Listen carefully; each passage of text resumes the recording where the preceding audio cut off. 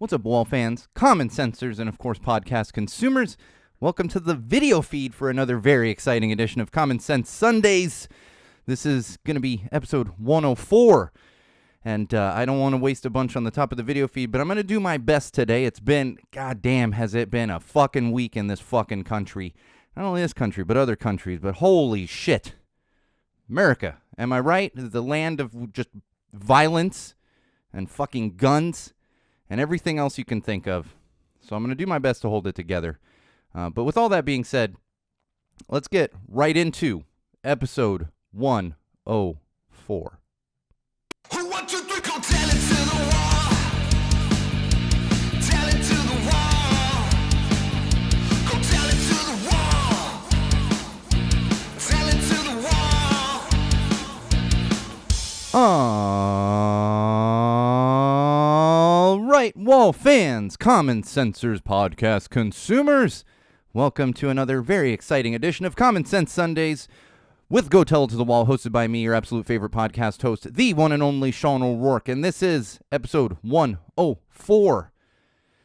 It's going to be a little bit of a heavy episode. I'm going to do my best. We might be a little short today, depending how much energy I have. Honestly, it's if you live anywhere in the world, you probably know what the hell of a week we've had here in the United States.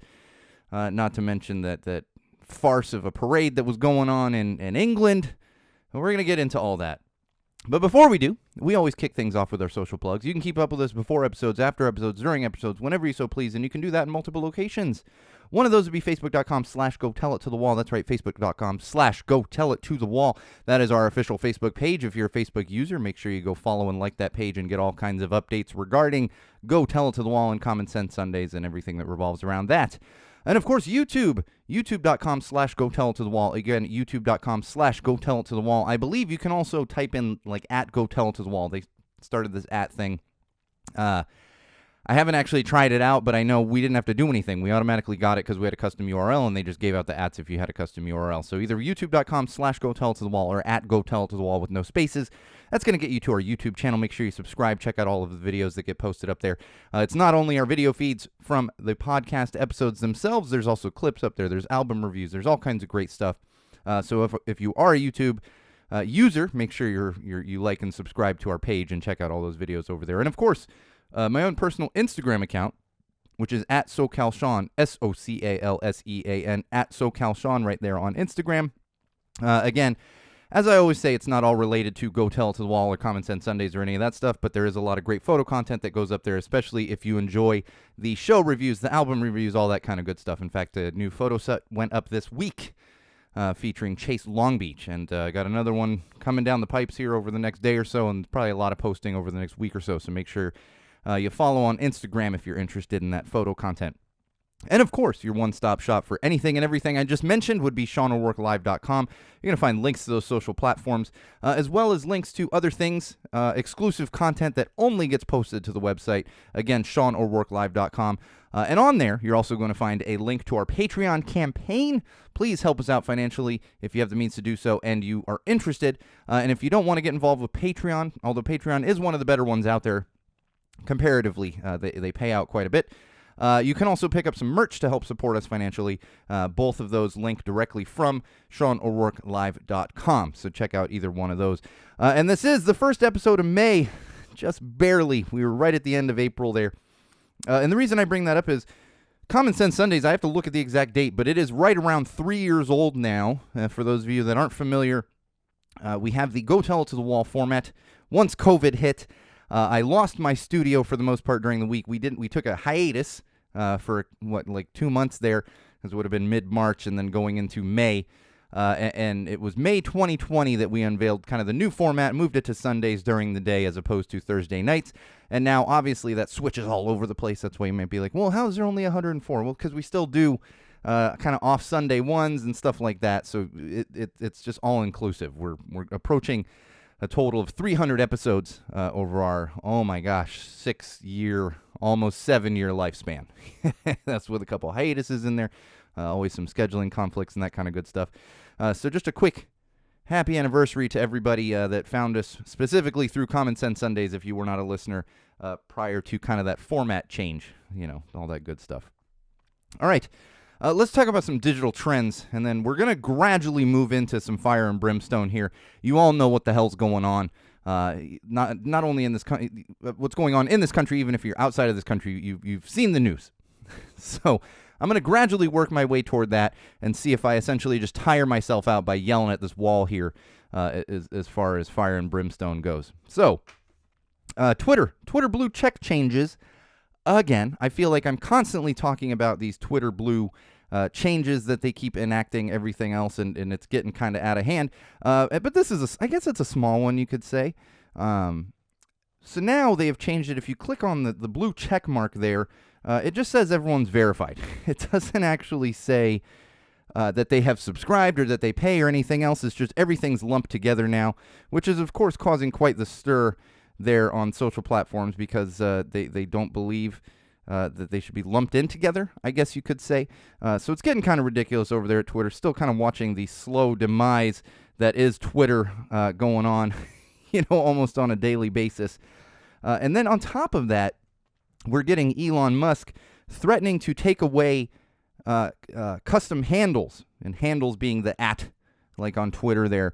And really, this is spawned from NPR. We talked about NPR essentially leaving Twitter. Well, leaving Twitter, not essentially leaving Twitter.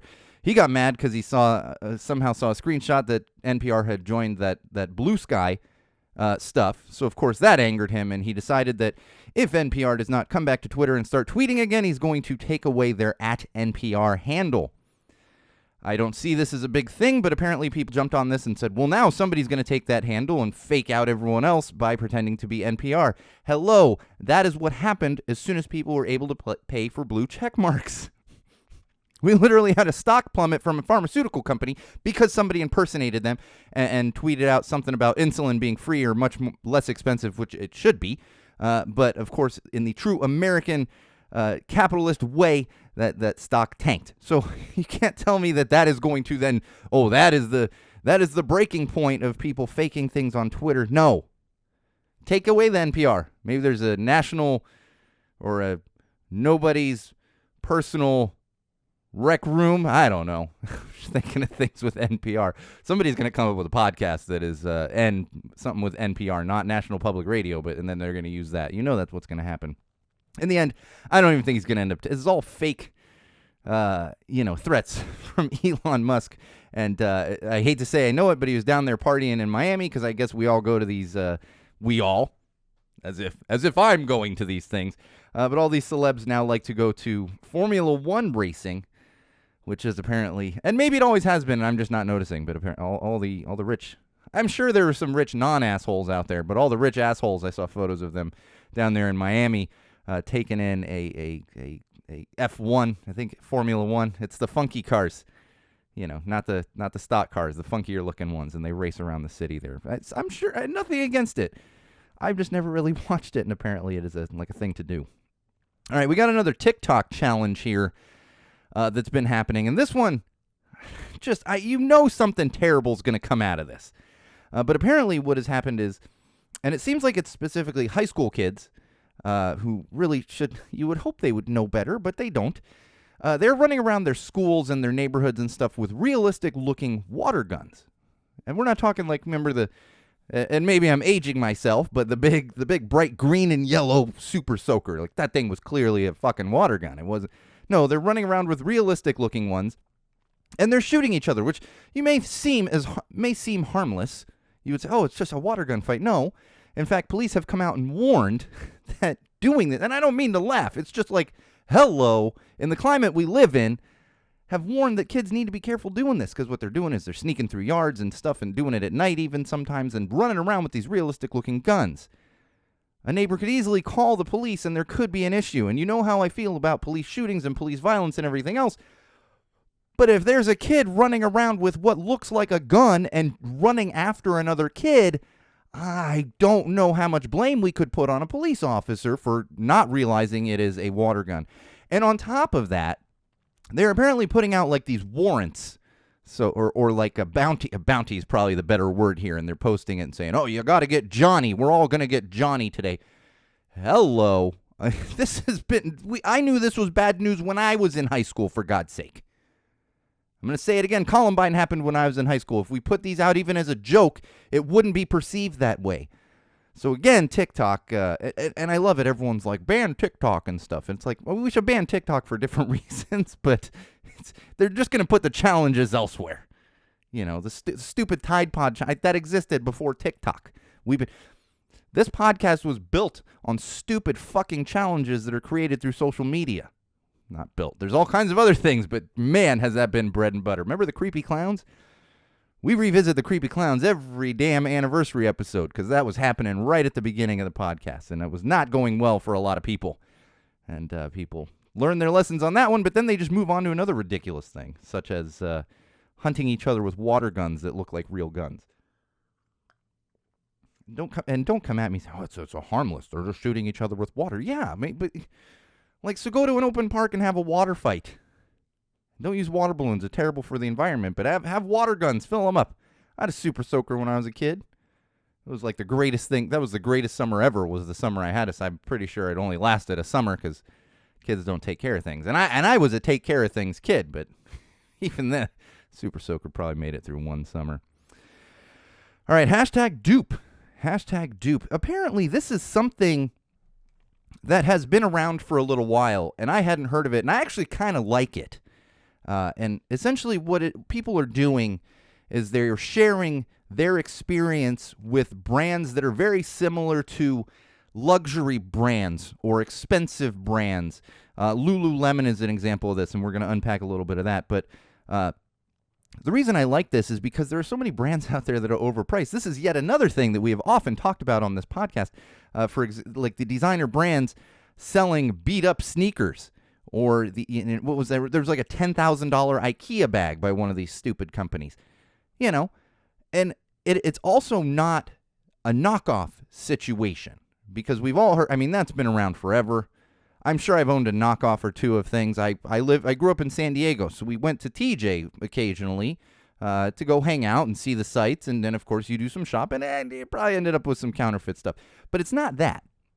What it is competitive companies that might be like a third of the price. And that's where Lululemon comes in on this because they are actually kind of at the forefront. Because, as you know, a pair of pants from Lululemon costs you like $200 or something ridiculous like that. I always joke, but it's pretty serious. I have a pair of Lululemon pants. They might be the most expensive pants I own because I don't pay $100 for jeans, man. Get Levi's on sale for Christ's sake, and they're $30 to $40. It's not that hard. But Lululemon, even with a sale, you're end up paying at least $100. So what people are doing, this is why I like it, they're sharing these other brands that are very similar, even comparing the quality of the stitching and all that kind of stuff, because we all knew with knockoffs, it's not going to be the best one. And everybody has their brands, but we get so stuck on names. You know, people say it to me, they're like, oh, you're a brand guy. I'm like, yeah, it's because I've been wearing Vans for 30 years. It's just what I'm stuck with. You know, I'm wearing a t-shirt right now. I believe this t-shirt costs $20. And the reason I don't mind spending that $20 is it's keeping the band Catbite in business. You know, so I'm not a brand guy. I mean, there is some things. Yes, someone's gonna be like, you got a Chrome sticker right over your shoulder. Yes, there's a few things, but I don't like them just because they're brands. That's why this is great, because it's kind of like finding a quality brand you like. And I often like doing this. And it even speaks to the same as different packaging.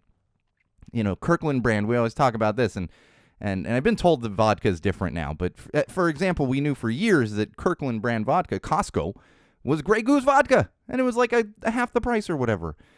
So good on you, everyone out there using this hashtag dupe. And I encourage you all to, you know, let's say you really like Lululemon or like Fabletics is the other one, which I believe they're cheaper than Lululemon. But I've been watching that creep up. I have a pair of those pants, but my wife bought them and they were much, much cheaper than like Lululemon.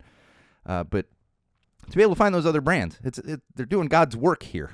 You know, I'm all in favor of this. So maybe follow that hashtag dupe. And like I said, Lululemon kind of working to combat others and saying, you know, coming out and publicly saying it's not as good a quality, even though people are showing like, look, it's as good a quality as this Lululemon stuff. Anyway, all right, moving along here. It has warmed up again. We've had I'm going to get tangented here for a sec, wild weather in California. Not like the wild cold and rain we were having, but it heated up like crazy last week. We got into the 80s. And I'm like melting. And yes, I know. I say this every year. I'm like, okay, it starts to get hot in the spring and it's 80, 82, and I'm like, man, how am I going to survive? It's the slow build up to the hotter weather. We're not quite prepared here in Southern California. Got hot, and this week rolls around. It cools down again. It's like 50 degrees, and more rain comes in, and now it's warming up again. I've been had air conditioners on for a couple days, then the heat's on for a couple days, and the air conditioner's on for a couple days. It's madness, I'll tell you. You just and that's Southern California. We're not used to these weather shifts like this. Anyway, I noticed this tweet going viral, and I just wanted to bring it to everyone's attention because it's trending on Twitter and elsewhere right now. But it's also common sense to make sure everyone is aware of this. It's the Michael Jackson Smooth Criminal Lean. If you remember, he performed it live on an award show or something. I believe I was alive, but I was very young. And there's a lean where he's literally defying gravity, and his background dancers are defying gravity. And for years, everyone was like, oh my gosh, what a skilled dancer, and all those other dancers, everything else. So this this Twitter user, I didn't look at the name or anything, that's not important here, said, oh my God, look how much skill Michael Jackson has. Comes up in my feed, and I'm going, okay, why is this going viral? So I go to look, and luckily in the responses, people are like, no, we actually know why. We've known why for a long time. For those of you not aware, they had special shoes on, which then connected to like a screw or a nail sticking up out of the stage. So it was able to hold their shoes steady while they did that forward lean. If you don't know what I'm talking about, look it up. It's fantastic, but it's not the physics-defying move that we thought for a while. And I genuinely thought everyone was aware of this situation by now. I was. Immediately when I saw it, I was going to be like, oh, does somebody else has already told him, right? Like, has somebody? And sure enough, a bunch of people told him. In fact, there's like diagrams of how it worked. It's not a big secret anymore. So for those of you that weren't aware, now you're aware. And I felt common sense dictated that I share that with all of you, especially if you were not aware. We have a very... very intelligent audience, I would say, and very up with the times audience. All that being said, it might just be the age of our audience, and this might have been a kid who was, born in the 90s, maybe even the 2000s. It's like, oh my God, how did he do this? Oh wait, no, this is how he did it. All right, one more thing here in the digital trends, and then we're going to get to some mental health. Am I out of order here? No. Another two hashtags that are trending right now. One of them we have talked about so many goddamn times on this podcast, and that would be hashtag gun reform now. I feel like this should just continue trending for the rest of eternity until the United States of America is able to actually get off their asses and fucking do something about this. And I don't mean the people like myself. We look at these polls and people are in favor of these things. What we were talking about is politicians taking money from the NRA.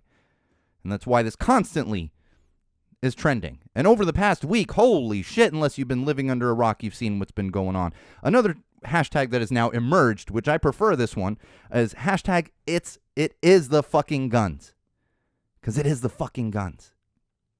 We can talk about people, criminal history. We're going to talk about mental health. And of course, we've done this before, and I'm going to talk about it again because we are being gaslit by politicians and by newscasters from certain networks and the NRA and plenty of other people that hold a flag for the gun lobby. It is the fucking guns. That's what it is. So I don't see this trend ever going away. And I think we've gone daily for the past week here in the United States of America with at least one and multiple on some days. So that's going to move us into mental health. And I want to take this time to talk about the senseless violence that's been happening in this country really for years. I was in high school when Columbine happened. Nothing changed. Nothing. Back then, they blamed the video games. They blamed the way kids dressed. That's what they did, causing a stir. So what we do in this country is we pass blame. And the most recent one is blaming it on mental illness. And we have talked about this before, and I felt the need to talk about it again. Most of the time, if you look up the statistics, mental illness has nothing to do with the violence perpetuated by these people who are bringing giant guns into public places and killing people. The statistics show that. Yet every time it happens, politicians come out and start blaming mental illness.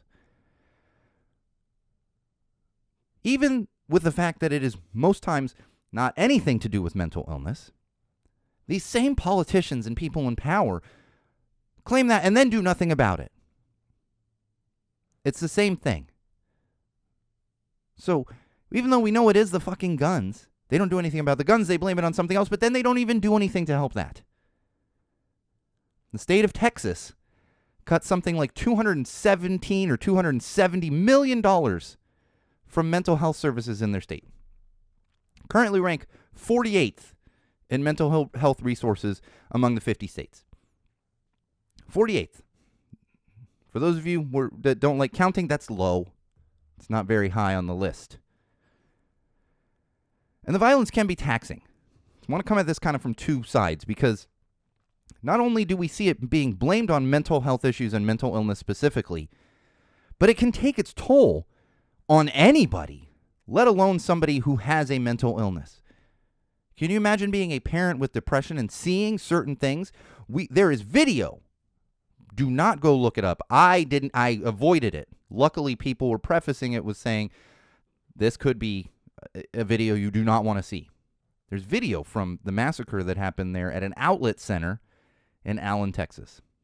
And full disclosure, that outlet center was part of a parent company that was actually a client of mine during my marketing days. I am actually familiar with that shopping center. I've never been there myself, but I have done business with that outlet center. So this can take its toll on anybody mentally. And then when you add in the fact that mental illness is being gaslit, people with mental health problems are being gaslit. So what happens is then violence comes against people who speak out about mental health problems. The audacity of people to bring this up and blame it on mental illness. And then what happens is it perpetuates more violence. If for those of you that are old enough, you may remember when Columbine happened, if there was a kid wearing a trench coat and that was just their style, or a goth kid, suddenly that was scary. Have you ever met a goth kid? They tend to not be scary. They just dress a certain way. And that's what we're doing with mental illness here. We are setting everybody back decades by constantly gaslighting and blaming mental illness for something that, again, statistically shows is not the case the majority of the time. There are numbers to support this. This isn't me just making up stuff off the top of my head. And we have to continue to make our voice heard. What blows my mind about all this is what's been really is we have become numb to an extent. Shootings in a shopping center and everything else. But then we had the other incident in I believe Cleveland, but in Texas, Texas, and forgive me for not knowing the exact name of the town, where a guy is out in his front yard. He is shooting his very large gun, which an AR-15 style gun.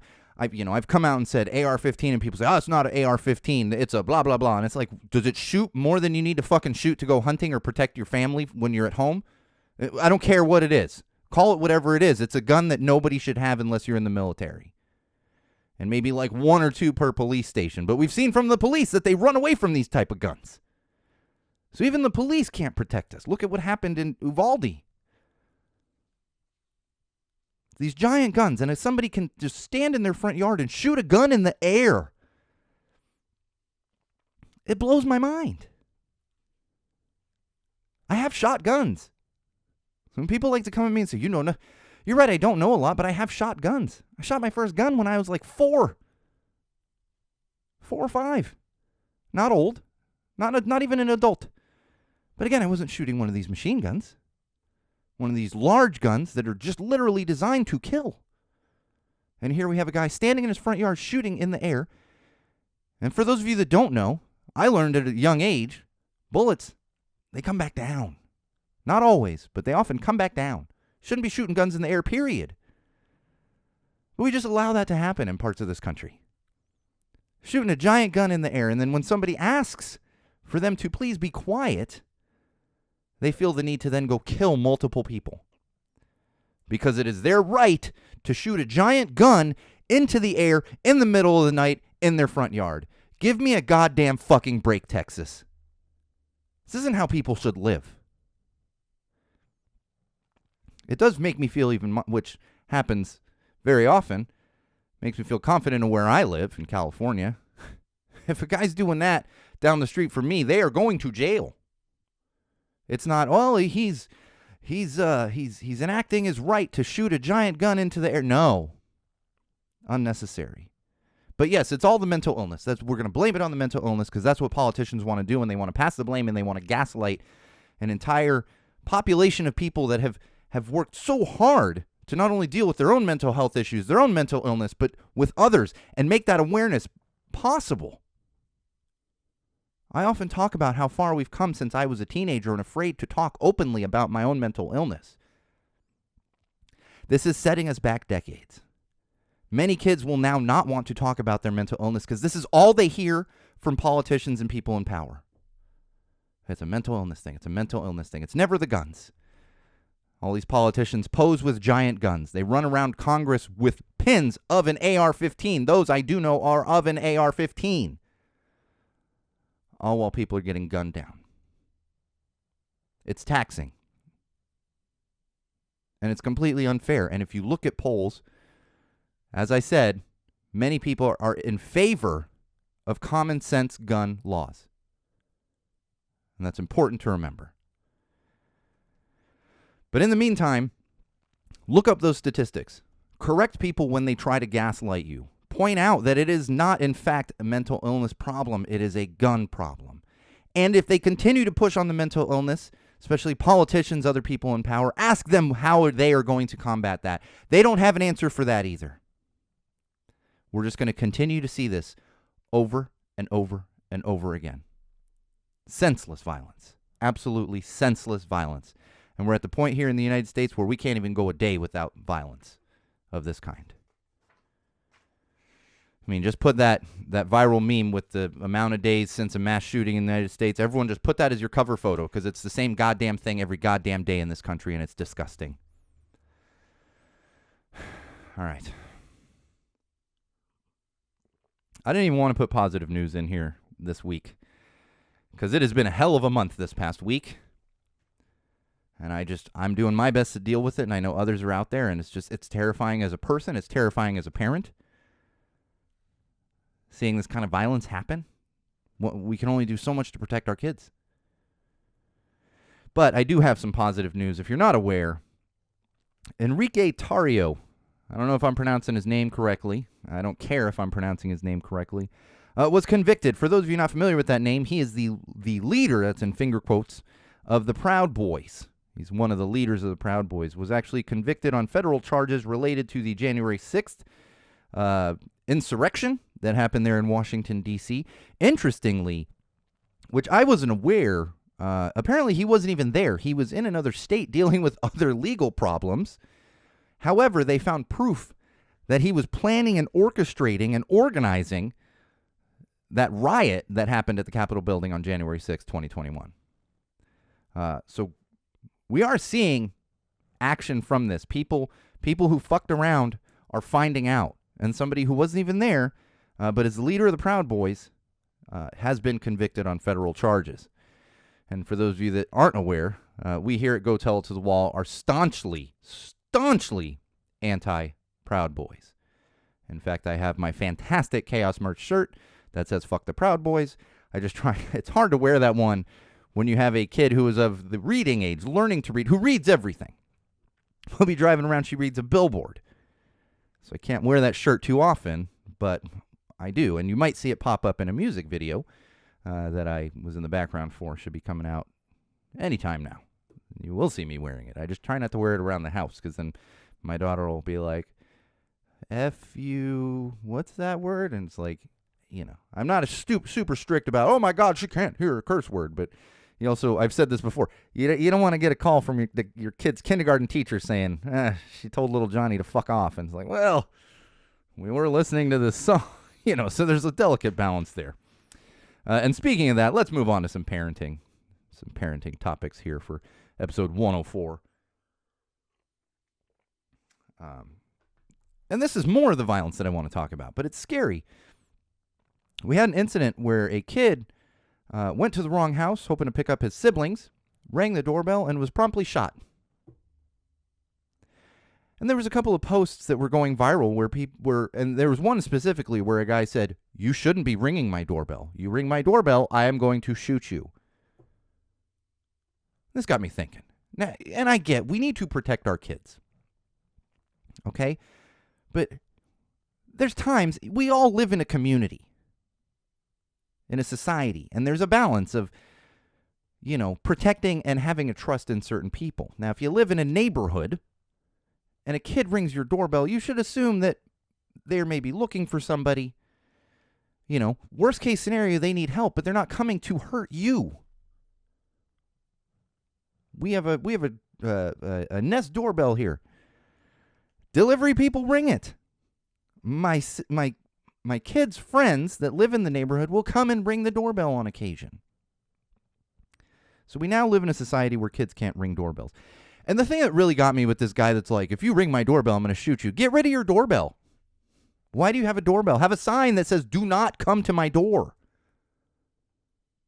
You see these joke signs like "trespassers will be shot," but then most likely the people hanging those signs are not actually shooting anyone. It's the ones that aren't hanging anything who are just so painfully paranoid because of the culture that we live in. Their immediate thought is to shoot. Shoot first, ask questions later. Kids can't ring doorbells anymore. And again, it's a delicate balance of keeping your kids protected, but also giving them freedom and having faith in some kind of community that you hopefully still kind of live in. I live in Los Angeles. And that's what always cracks me up. It's the suburban Texas areas and weird, very rural areas. And it's like, and then you all complain about the crime in Los Angeles, yet kids get shot ringing doorbells? Come visit. Well, no, don't come. You should stay out of here. It's so terrible here. Yeah, no, I fucking love it here. I'm not going anywhere. You hear about this hellscape. Oh, Chicago, San Francisco. It's like, you ever been there? I feel much safer there than I do in a lot of other rural places where people can just shoot guns into the air in the middle of the night. There was an interesting article that came out recently, and I would encourage you to look into it more, especially if you're a parent. But even if you're not a parent, you could find it interesting. It came out through the Associated Press. And that would be later school start times. The other interesting thing here is this has been talked about since I was a kid, maybe high school. I don't know if it was like all through elementary and middle school, but definitely high school, because I remember that coming up, and there were studies that said it was actually healthier for kids to not start school quite as early. I started high school at like, 7:15, something crazy like that. And my school wasn't close. We had to drive about 20 to 30 minutes to get to school. That's very early for kids and teenagers. And as a teenager, I very much enjoyed my weekends where I could sleep until 10 a.m. I mean, who didn't love that as a teenager? And even younger kids. So this is finally being brought up again, and certain areas have tried this. And it was actually, one of the few good things that came of COVID was with remote learning, they were able to kind of test this out. And again, there have been studies from years ago that show the health benefits as well as the mental health benefits of kids starting school a little bit later in the day. I'm very much in favor of this. I think it needs to continue to be looked at. And I understand there are a lot of factors in there, specifically parents needing to go to work. So let's say a parent starts work at 9 a.m. It's hard if your kid starts school at 9 a.m. But we can also find a better balance when it comes to our kids. Because again, studies. And I've been out of high school for a very long time, and I can still remember back then being like, man, can we just go to school a little bit later? So what happens is kids are only getting a few hours sleep. So again, I encourage you, especially if you're a parent, but even if you're not a parent, I found it fascinating that this is being brought up again, and there is an article on Associated Press. So please, I am not an expert in anything except for yelling at a wall. So to get more information on that, check out the article again on AP there.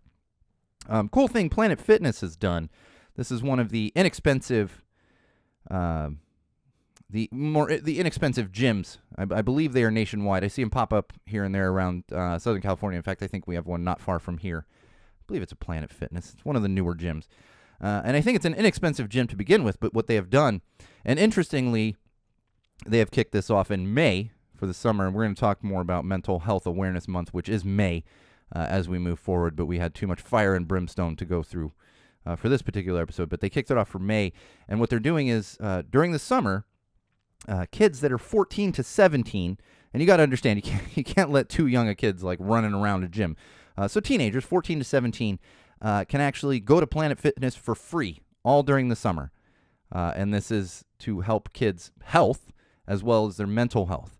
And I'm not going to sit here and old man it and say, oh, kids just play video games these days. But it is a problem among many kids and communities, especially here in the United States, around the world. But I mean, there's crazy when you look at portion sizes in the U.S. compared to other countries. It's like, holy shit, what are we feeding our kids here? And one of those things is the lack of activity. So now we have an opportunity for kids to have that activity and also an outlet, And so I think this is really great on Planet Fitness. If your kids are teenagers, check it out because they can just go to the gym for free. They don't have to pay during the summer months. And I'm sure there's some kind of sign up that they will have to do.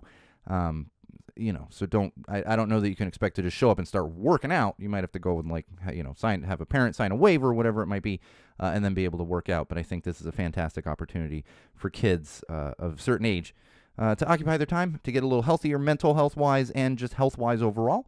And especially, if you're a youth athlete, into youth athletics, whatever it might be, great opportunity put out by Planet Fitness. Planet Fitness, right? Yeah, Planet Fitness. They got the purple logo. Looks kind of like my hair. Similar purple to my hair. All right, Mother's Day is next weekend. Not much time left to prepare, but in honor of Mother's Day, I would like to once again share my most memorable Mother's Day story. This is not involving my mother. This isn't even involving my wife, who is the mother of my child. This involves shopping for Mother's Day cards. My daughter's very first Mother's Day, and also my first Mother's Day where my wife was a mother. And we're standing in Target, and those of you longtime listeners have heard this before. We did get a lot of feedback on it, but I want, as a reminder to everybody, standing in Target looking at Mother's Day cards. And my daughter's in the cart of the stroller, probably the stroller. She had, she's was she even a year old? Probably no. If this first one, she's not even a year old. She's just still a little kiddo. And I'm looking through cards and kind of showing her as if she's going to be like that one. She wasn't even at that one age. And I'm looking through, and there's one of the American Greetings card people. You see them organizing cards at stores and stuff. And again, this is at Target. I believe the one not far from me. Can't remember specifically which one. And she turns to me. She says, "Oh, that's so cute. You're taking care of your daughter." I was like, "Yeah, sure. And we're getting some Mother's Day stuff for my wife and blah blah." She goes, "You know what they need? They really need cards for somebody like you." And I was like, "So, like a dad, like a father?" She goes, "Yeah." And she kind of says, "Yeah." And I said, "Well, like a Father's Day card?" She goes, "Yeah, but no, but like a dad like you who takes care of their kid but for Mother's Day." And I was like, but we have Father's Day. It's kind of the same concept. And essentially what she was getting around at was, it was so odd for me to be out in the middle of the day with my kid, because I was a full-time caretaker of my kid outside of doing this podcast at the time. And back then, pre-pandemic, a lot more live event hosting, but that was done at night. So during the day, while my wife was at the office, I full-time caretaker to my kid. And she insisted on this, and it was so funny because there was another woman kind of looking at cards, and she's just looking over, like, snickering.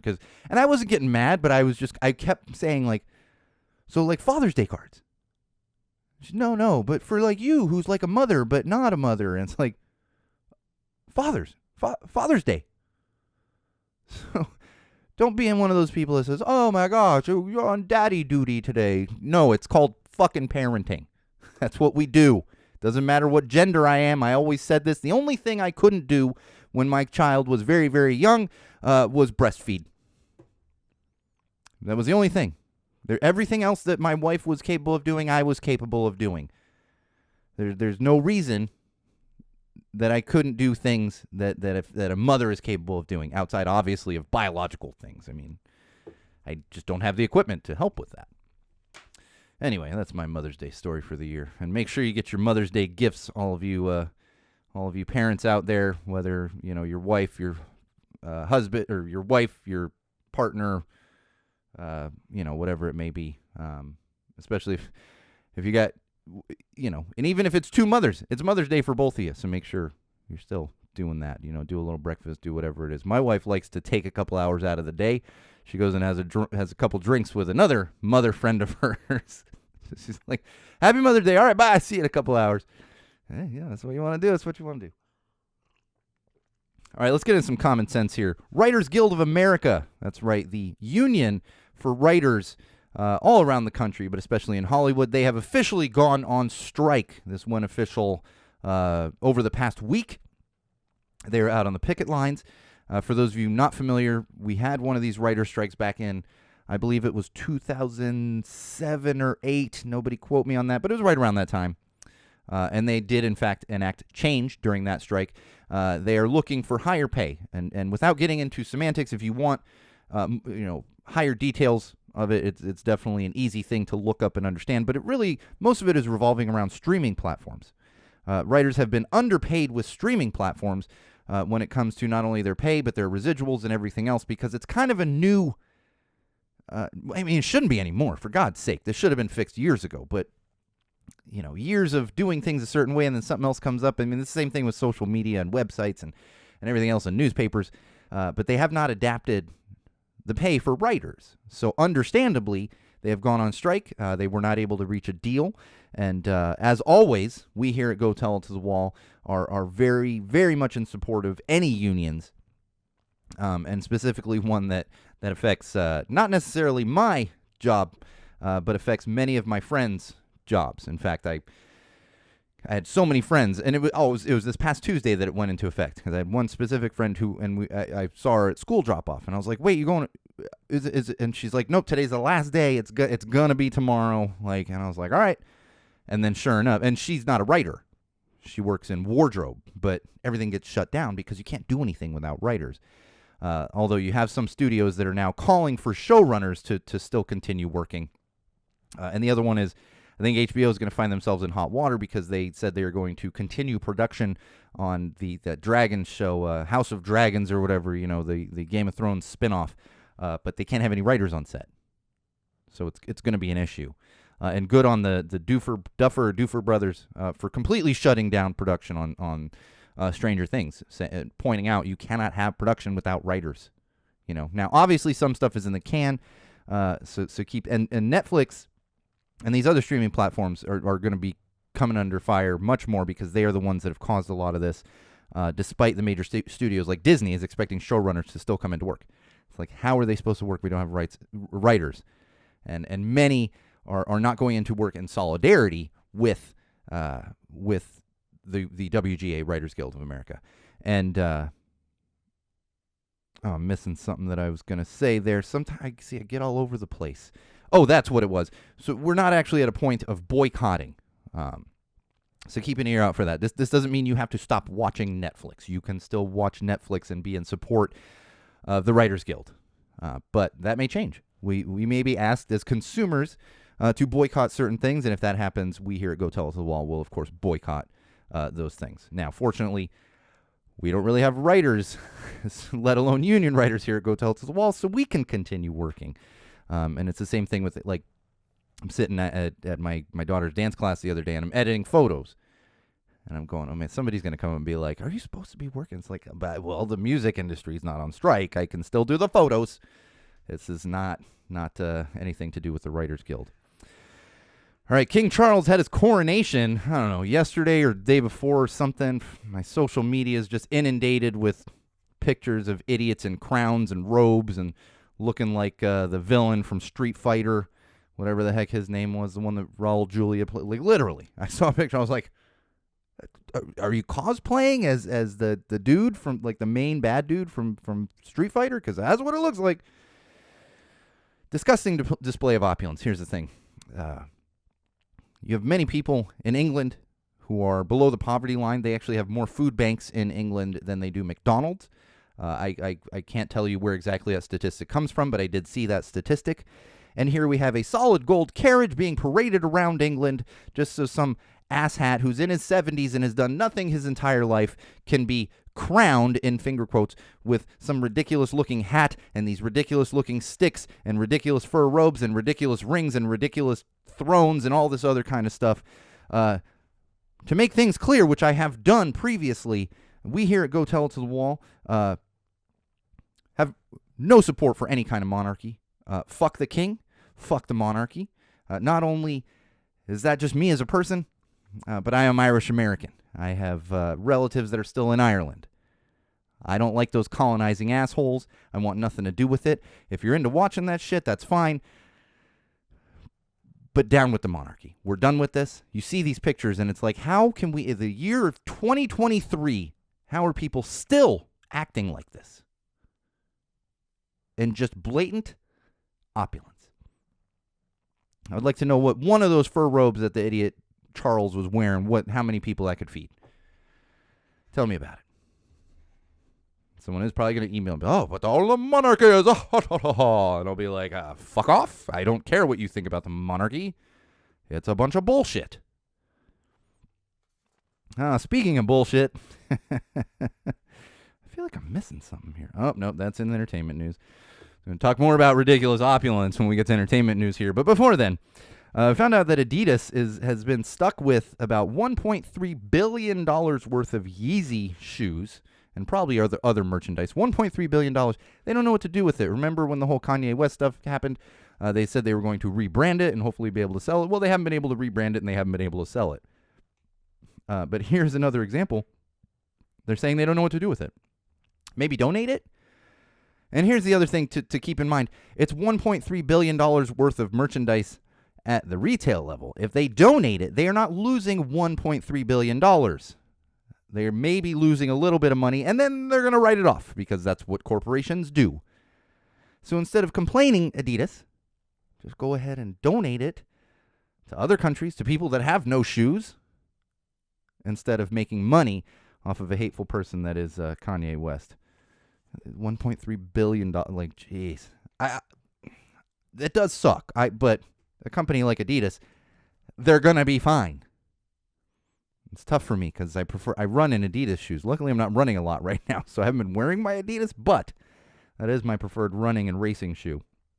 All right, Glenn Kuiper, I believe that's how I pronounce his last name. I'm not super familiar with him. He is the announcer for the Oakland A's, was just suspended, I believe yesterday or today. He was on a live broadcast and used a very offensive word during that broadcast as he was trying to describe the Negro Baseball Museum, which it's an actual museum. It celebrates baseball players of color specifically. Used a different word, and you can figure out what word that is. It still amazes me to this day that people are still using this word, and I would never, ever criticize a person of color for using it. That's not my place. But we as a society, it feels like this is we got rid of that certain word that starts with an F regarding gay people. We don't use, people learn, but we still use that word. Just still gets used, and we're not talking it's getting used with the hard R, but just in general. And again, I wouldn't criticize a person of color for using it. That is your right. You want to reclaim it. It is kind of the way that it's often positioned. But man, I'll tell you, I'm walking my daughter to tennis, and there's two kids walking the opposite direction from me. Neither of them are of African American. I'm not going to say they weren't. They were not white, but they were definitely not black. And they're just using that word. I heard it like 3 times as they're walking by me. This was over 45 seconds. And it still blows my mind that we just use that. It really does. But he was rightfully suspended indefinitely, and I doubt we'll see him back because, like I said, it just blows my mind. And there's no reason for that. Because here's the thing: if you're saying that on a broadcast, that didn't just come into and it's a misstep. He uses that word, or has in the past, and that's like that. You would never hear me slip up and say a word like that. There's other way. I throw a lot of F-bombs, which then I can't throw out when I'm doing live events a lot of times for kids. It's a different mindset. So if he's saying that, it's in his head. He's using that regularly. And there's no excuse for that whatsoever. And he is a white man. This is a middle-aged white man who should know better. Professional broadcaster. I can't imagine he will be back to broadcasting anytime soon. Maybe Fox News will give him a job, but not going to be in the sports world. All right, insurance plan issues. I want to talk about this from common sense, then we're going to move on to some entertainment news here. Excuse me, losing my voice just a little bit. I have pretty good insurance, and this is what it just makes me so frustrated because we live in a country where people can't have insurance. Healthcare is astronomically out of hand as far as cost goes, and then insurance cost is out of hand. But even as somebody who has the privilege of having very good insurance, I have PPO insurance, very, very good insurance. I've had it for a long time, and pay for the insurance and everything else. I'm constantly running into problems, and this is with Anthem specifically. And I'm going to call them out. What are they going to do? What are you going to do? Stop taking my money and cancel my insurance? But what's been happening is I go to places, and I try to use my insurance card, and it comes up that my plan is inactive. And this has happened multiple times. I had a small infection, had to go to urgent care a few weeks ago, and just to get some antibiotics. And they go, oh, this is inactive, and it's the weekend, so I can't call the insurance company. But this is constantly happening. And you call the insurance company, and they say, no, everything's fine. Well, have them rerun it, and then they run it again, and they're like, no, this shows it's inactive, and it's this back and forth. This frustration for me is for somebody who has supposedly great insurance through Anthem, pays for the insurance, and then can go to the insurance company and they say there's nothing wrong. But still, it is a headache. I can't tell you how many times I've had to just, like with the urgent care, I had to just take the money and I'll go deal with the insurance company. We have to do better in this country. And I have good insurance. We're not talking, do not use any of that, oh my gosh, don't use Covered California. Jesus Christ, you end up paying more. And go back to whatever episode we talked about that. They will literally come after you and make you want to have you continue paying despite canceling. I had to go before a judge on a conference call with Covered California. You're supposed to be helping me. This is not helping me. You're putting me in front of a judge for no reason. Luckily, a judge said, no, so this and this. Oh, no, you're crazy. He doesn't have to pay you anything. It's canceled. Mind-boggling in this country what we do when it comes to everything has to be for profit, and that's the problem. Insurance companies and hospitals, it's all for profit. All right, entertainment news. I got a few things, and we're going to wrap it up. I got to go make some tacos for my daughter. We're going to have some tacos here on this fine Sunday. The Met Gala. Every year I get inundated with photos. I don't understand a damn thing. And you know what? If you're into high fashion, that's fine. But I get so frustrated because they say, oh, here we are. Someone's coming down the red carpet and they're like, and they are completely encrusted in diamonds. And it's like, really? This is the kind of opulence we need to show off? You can't do any better?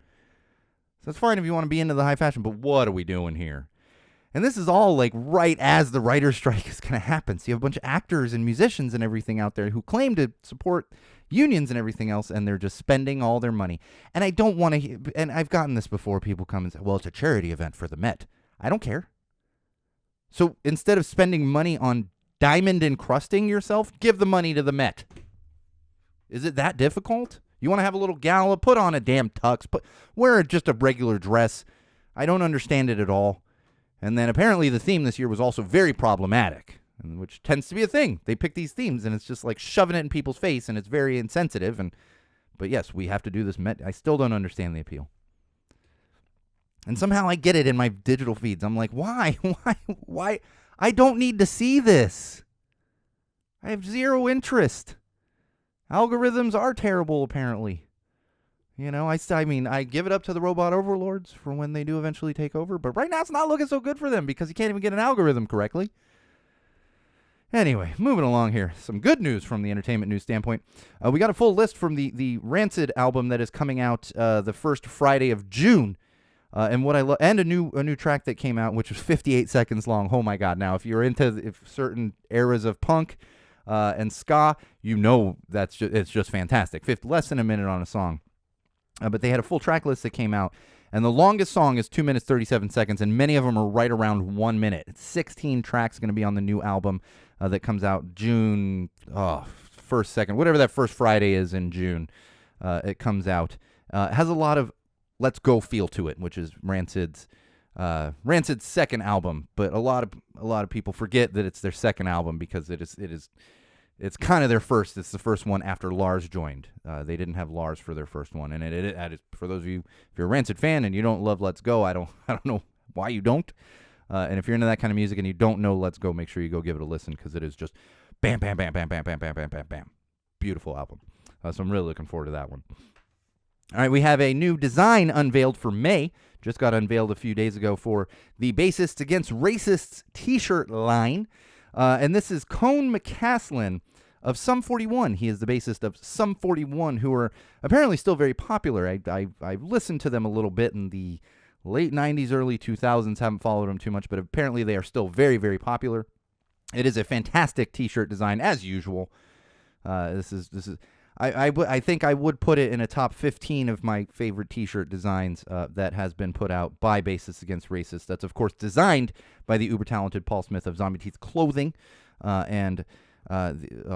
This is all from the thought process of bassist for Bad Cop, Lynn Lee, and then put into action by Gabby Chaos of Chaos Design, as well as T-Mom Merch out of Europe. So, get that pre-order in. You have till the end of May to get that pre-order in for the Bassists Against Racist design featuring Cone McCaslin. And if you are in the United States, you are going to order that through Chaos Merch, Chaos with a K, K-A-O-S. And if you're in Europe, you're going to order that through T-Mom Merch, T-M-O-N Merch. If you Google, I believe that it's just straight up URLs on those. But if you Google, you're going to find them. And if you should be following the Bassists Against Racists Instagram account anyway, and I believe the links to pre-order are right there. And again, you have till the end of May to get that pre-order out. And an extra shout out to Gabby. She's probably going to listen to this, and I don't want to say specifically because I don't want her getting inundated. But special shout out to Gabby Chaos for hooking it up regarding something along the lines with Bassists Against Racists. This is not me keeping a big announcement or anything. I just not at all. I just don't want her to get inundated. She happens to also be a friend and was able to hook me up on something regarding Bassists Against Racists. So big shout out to Gabby on that. And last thing I'm going to leave you with is we are officially counting down. It is May. We're counting down the days until Punk Rock Bowling. I have had a very light show schedule. I am, in a way, preparing. I'm out doing my high knees, getting my voice trained, sitting in the sun, so I'm ready for it. All those things. I'm not really doing any of those things, but I should be in preparation for the gauntlet that begins with Punk Rock Bowling there in Vegas at the end of May, Memorial Day weekend this weekend. And I didn't even make a note of it, but Punk Rock Saves Lives, they have unveiled their 4 shows, the lineups for their 4 shows throughout the weekend. Fantastic lineup. I will be going from Venomous Pinks on Friday to then, and I might be mixing these up. Someone's going to be like, Sean, that's not right. But I'm going from, I believe, Venomous Pinks over to the Punk Rock Saves Lives venue to then see Chaser and Cliff Diver. We've talked a lot about Chaser and Cliff Diver. I've mentioned a few times as well on this podcast. But check out that lineup. I had the privilege of seeing that lineup for the most of it. There was a couple additions that I didn't know about. And I've been sitting on it for weeks. In fact, I knew Let Me Downs were going to be playing, and they kept saying, huge show announcement. I'd be like, wink, wink. And I'm sure they knew I knew. But they'd be like, shh. And finally came out, and I was like, oh, my God, here. Now we can talk about it. So make sure you check out that lineup, especially if you're going to Punk Rock Bowling there in Vegas Memorial Day weekend. All right. On that note, that is going to do it. Before we go, make sure you are following us on the social platforms, facebook.com/GoTellItToTheWall, also youtube.com/GoTellItToTheWall, my own personal Instagram account, which is at SoCalSean, SoCalSean, at SoCalSean right there on Instagram, and of course, SeanO'RourkeLive.com. You will find links to those social platforms that I just mentioned, as well as exclusive content that doesn't get posted anywhere else, as well as links to our Patreon campaign and our merch website if you want to help us out financially through either one of those avenues. We should be back next week, same wall place, same wall time. It is Mother's Day, so make sure you're checking the socials for an update that may shift to Saturday or Monday, depending on plans for Mother's Day and everything else. I unfortunately will not be down in San Diego on Saturday for Punk and Drublick. Many of you have a blast out there. I'd like to be out there, but I slept on it, didn't get tickets quick enough, and just been so busy with everything else and photo editing and school fundraisers. Good Lord, so many things going on. But just keep an eye on on our social platforms in case that shifts a little bit. But we will have one in the next week. It just may shift from Sunday to Saturday or Monday, whatever it might be. All right. Like I said, on that note, this has been episode 104 of Common Sense Sundays with Go Tell It to the Wall, hosted by me, your absolute favorite podcast host, the one and only Sean O'Rourke. And remember, wall fans, common sensors, podcast consumers, no matter what you do, no matter who you're with, no matter where you go, and especially no matter why you are doing it, always use common sense.